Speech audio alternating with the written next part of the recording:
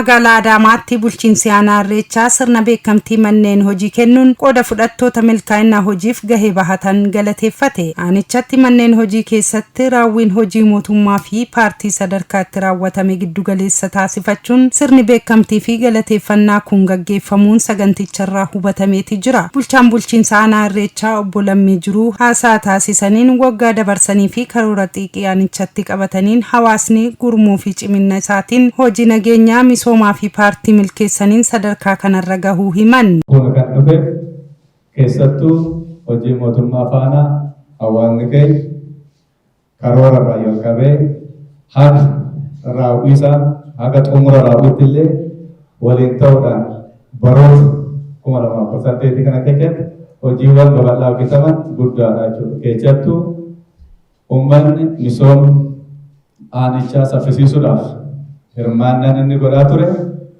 waan salphaa kanaa miti jechuudha. Keessatti galiidhaan wal qabatu qaamni asitti argame kun hundisaa namni hin hirmaanne jiru jechuudha.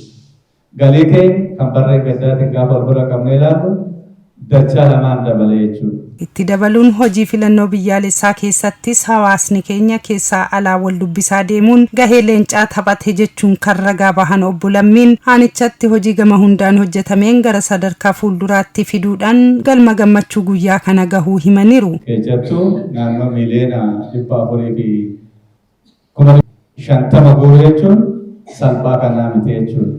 Kanaaf kan kana raawwate hooggansa asiru kan gurmaa'insa asiru kana waan ta'eef ammallee hawaasni kun gurmii isaatiin ijaarsa isaatiin cimee asiin dhuguu isaatti guddaa galatooma laafadhachuun barbaada. Hojiin bara kana keessattuu hojii filannoo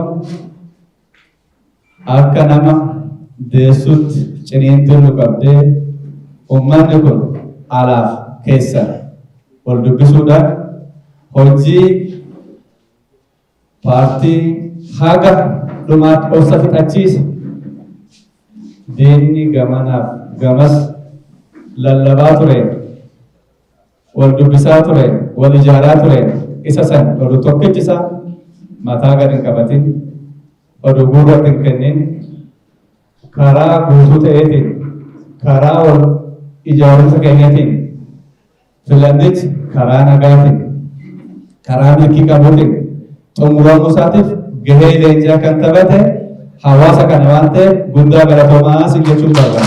Qooda fudhattoonni milkaa'ina kana keessatti shoora taphatanis gama isaaniitiin osoo aduu fi rooba hin jedhin tokkummaa walootiin hojjechuun gammachuu har'aa kanarra geenye jechuun yaada isaaniif kennan. Nageenya irratti nageenyi magaalas ta'e nageenyi naannoo keenya akka eegamu gahee olaanaa waan taphanne caasaa nageenyaa nu jala jiru TPH gaachana sirnaa milishaa of jalatti ammanne nageenya kabachiisa kan bira hojiilee misoomaa hojiilee gurguddoo manneen barnoota akka bu'uura boruu ijaarsuudhaan sosochii gooneen akkuma walii galaa sosochii misooma kan nageenyaa fi hojimaata paartii guutumaan guututti waan lafa qabsiisneef zoonota jiru keessaa tokkoffaa baanee badhaafamuu dandeenya irraa jechuudha. Badhaasni kun yookiin kennaan kun kan uummata keenyaati kan uummata bal'aa kanaati akkatti hojii kanatti milkeessine zooniiti kaasee hanga garee misoomaatti hooggansa hunda hooggansa siyaasaa hooggansa seektaraa hooggansi hundi hojii isaa godhateeti galiin kan waajjira galii qofa otoo hin ta'in kan nama hundaa ta'eetidha gara miliyoona 450 sassaabne.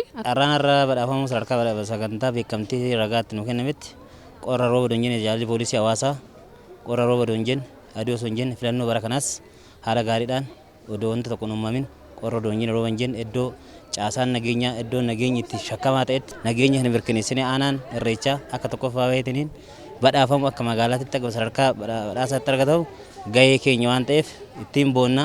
Guyyaa har'aa kana badhaasni nu kenname hojii keenya irratti mirkanaa'eeti. Hojiin keenyas keessattuu hojjettoonni ekstenshinii fayyaa magaalaa qulqullina irratti uummata barsiisuu irratti fayyaa irratti haadholiif daa'imman irratti hojjannaa jira.